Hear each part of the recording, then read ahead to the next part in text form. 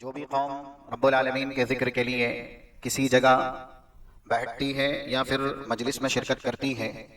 آسمان سے ایک ندا اور صدا لگانے والا یہ بشارت سناتا ہے، اور وہ یہ ہے قوموا مغفورا لکم۔ اگر اس محفل میں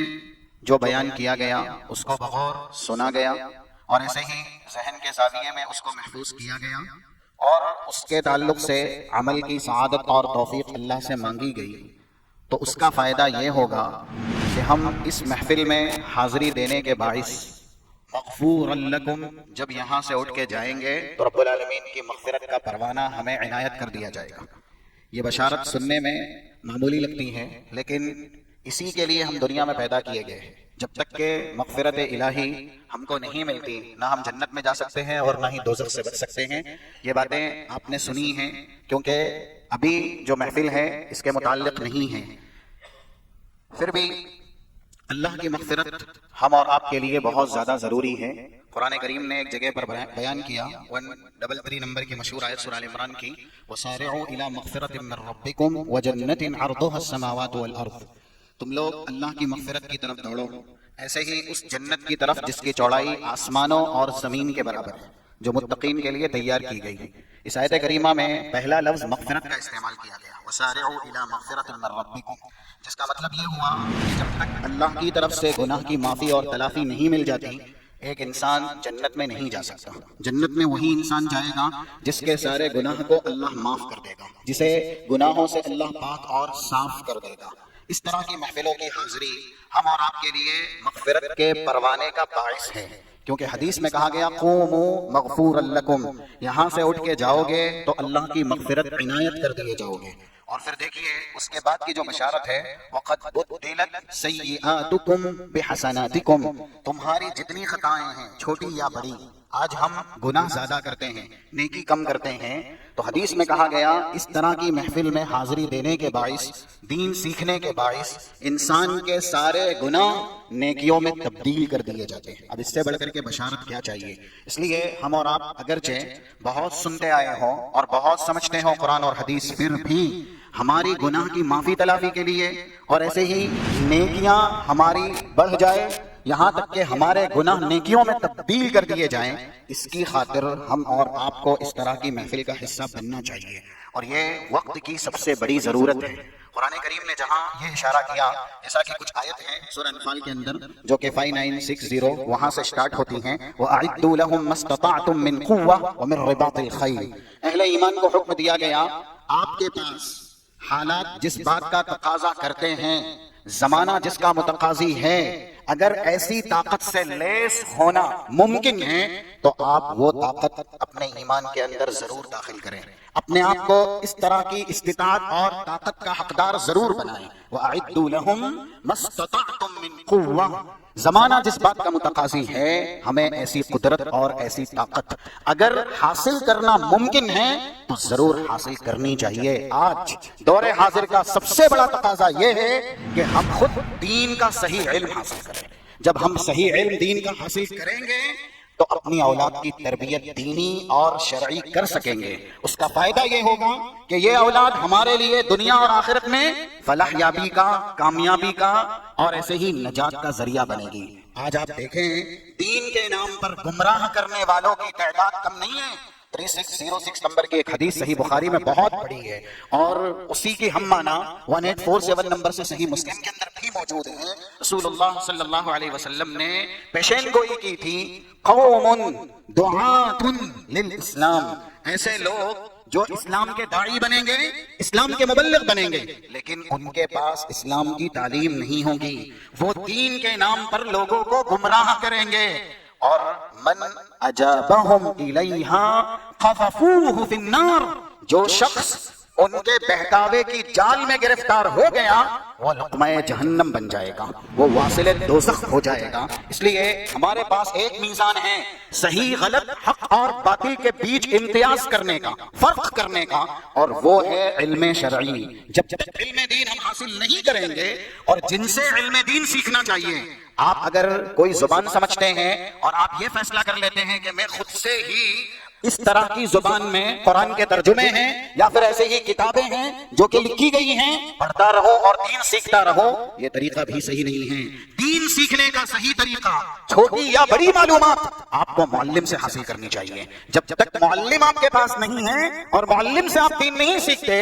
آپ دین کو صحیح طریقے سے حاصل نہیں کر رہے ہیں۔ اگرچہ کچھ باتیں یا زیادہ تر باتیں آپ صحیح جان لیں، صحیح سمجھ لیں، لیکن شیطان کبھی بھی کوئی ایک بات جس کا تعلق عقیدے سے ہو یا بڑی عبادت سے ہو آپ کو غلط سمجھا سکتا ہے، اور وہی غلطی آپ کی بھاری بھاری نیکیوں کے ازالے کا، خاتمے کا سبب بن سکتی ہے۔ یہ ازل سے ابد تک سلسلہ الہی ہے، اللہ کا نازل کردہ ضابطہ ہے کہ دین معلم ہی سکھائے گا۔ رسول اللہ صلی اللہ علیہ وسلم کے لیے بھی دین سکھانے کے لیے درمیان میں واسطے کے طور پر اللہ نے حضرت جبرائیل کو رکھا، اور جب وہ ابتدا میں صحابہ اکرام کیونکہ رسول اللہ سے دین کیسے سیکھیں اس کی وضاحت کے لیے آئے، صحیح مسلم کی ابتدائی حدیث ہے 8 نمبر کی یا پھر اس کے بعد کی جو حدیث ہے کتاب الایمان کی، حضرت جبرائیل انسانی شکل میں آئے تھے۔ پوچھنے والوں نے پوچھا کہ یہ کون تھے جو آپ کے پاس آئے، شاگردی اختیار کی اور آپ کے سامنے بیٹھے، سوالات کیے اسلام، ایمان، احسان اور ایسے ہی قیامت اور اس کی نشانیوں کے تعلق سے۔ چلے جانے کے بعد رسول اللہ نے جواب دیا تھا کہ یہ جبرائیل تھے، قد اتاکم یعلمکم دینکم، وہ آئے تھے تم کو تمہارے دین کی تعلیم کا طریقہ سکھانے،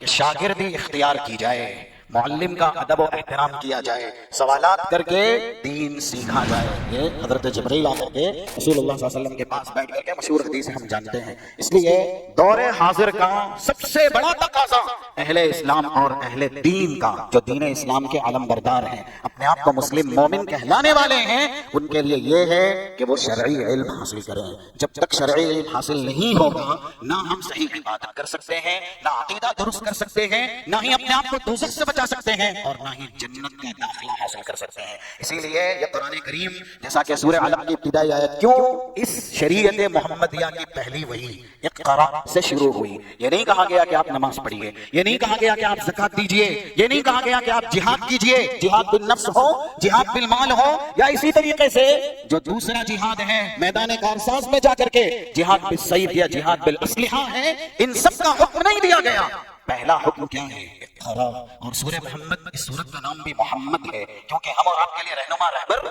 محمد رسول اللہ صلی اللہ علیہ وسلم ہے۔ آپ کو اللہ کی طرف سے کس بات کا سب سے پہلے حکم دیا گیا؟ امام بخاری نے کتاب العلم میں اس طرح کی آیتوں کا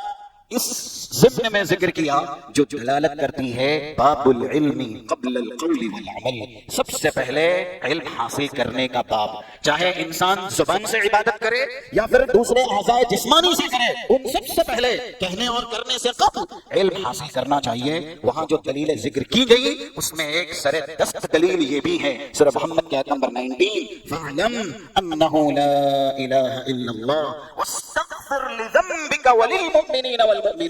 اے نبی صلی اللہ علیہ وسلم، آپ لا الہ الا اللہ کا علم حاصل کریں۔ اس ترجمے کو دوبارہ سنیے، اپنے ذہن میں محفوظ کیجئے کس ذات کو کہا جا رہا ہے، جو ذات لوگوں کے لیے رہنما ہے، رہبر ہے، جن کو اللہ کی طرف سے علم لدنی دیا گیا ہے۔ 113 نمبر کی آیت کا ایک ٹکڑا سورۃ النساء کا، وَعَلَّمَكَ مَا لَمْ تَكُنْ تَعْلَمْ وَكَانَ فَضْلُ اللَّهِ عَلَيْكَ عَظِيمًا۔ نبی، آپ کو اللہ اپنے فضل و کرم سے وہ سب کچھ سکھائے گا جو آپ نہیں جانتے ہیں، اور یہی علم الہی رہتی دنیا تک کے لیے سارے انسانوں میں، چاہے انبیاء رسول ہی کیوں نہ ہو، ان سب میں آپ کی برتری، بہتری اور بلندری کا سبب ہوگا۔ وَكَانَ فَضْلُ اللَّهِ عَلَيْكَ عَظِيمًا۔ یہ اللہ کا آپ کے اوپر سب سے بڑا فضل ہے کہ اس نے آپ کو علم شرعی سے مالا مال کیا، آپ کے سینے کو علم الہی سے اللہ نے لبریز کر دیا۔ تو جب رسول اللہ صلی اللہ علیہ وسلم کو یہ تاکید ہے،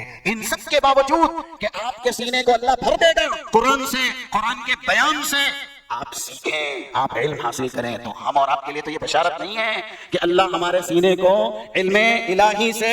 ویسے ہی بھرے گا جیسے انبیاء رسول کے سینے کو اللہ بھرتا ہے۔ ہم کو تو کوشش کرنی ہے، حاصل کرنا ہے، کمانا ہے۔ کوشش نہیں کریں گے حاصل نہیں کریں گے، کمائیں گے نہیں، جیسے دنیاوی نعمتیں نہیں حاصل ہوتی، علم دین بدرجہ اولا نہیں حاصل ہوگا۔ اسی لیے 224 نمبر کی ایک حدیث ابن ماجہ کی، رسول اللہ صلی اللہ علیہ وسلم کا ارشاد گرامی، طلب العلم فریضۃ علی کل مسلم، ہر مسلم پر مرد ہو یا خاتون اتنا علم حاصل کرنا ضروری ہے، فرض ہے، جس سے کہ وہ اپنے آپ کو دوزخ سے بچا کر کے جنتی بنا سکے۔ اگر ہم اس طرح کی محفلوں سے دل چرائیں گے، بھاگیں گے، یا پھر حاضری کو عبث بے معنی سمجھیں گے، تو پھر یاد رکھیے نہ ہم صحیح اسلام سمجھ سکیں گے، نہ اپنی اولاد کی، اپنی نسل کی، نہ اپنے گھرانے کی صحیح تربیت کر سکیں گے۔ ہم چاہتے ہیں کہ ہم صحیح مسلم بنے، اس طرح کی آیات کے مصداق رہیں اور ہماری اولاد بھی رہیں، چاہے سورہ انفال کی آیت نمبر 4 یا پھر 74 اولئک هم المؤمنون حقا، یا ایسے ہی 177 نمبر کی آیت کا ٹکڑا سورۃ البقرہ کا اولئک الذین صدقوا واولئک هم المتقون۔ ان سے بڑا سچائی کا پیکر روئے زمین پہ کوئی نہیں، ان سے بڑا تقوی شعار کوئی نہیں۔ ہم چاہتے ہیں کہ اس طرح کی آیات کا ہم مصداق بنیں، تو اس کا پہلا ذریعہ وسیلہ علم حاصل کرنا ہے۔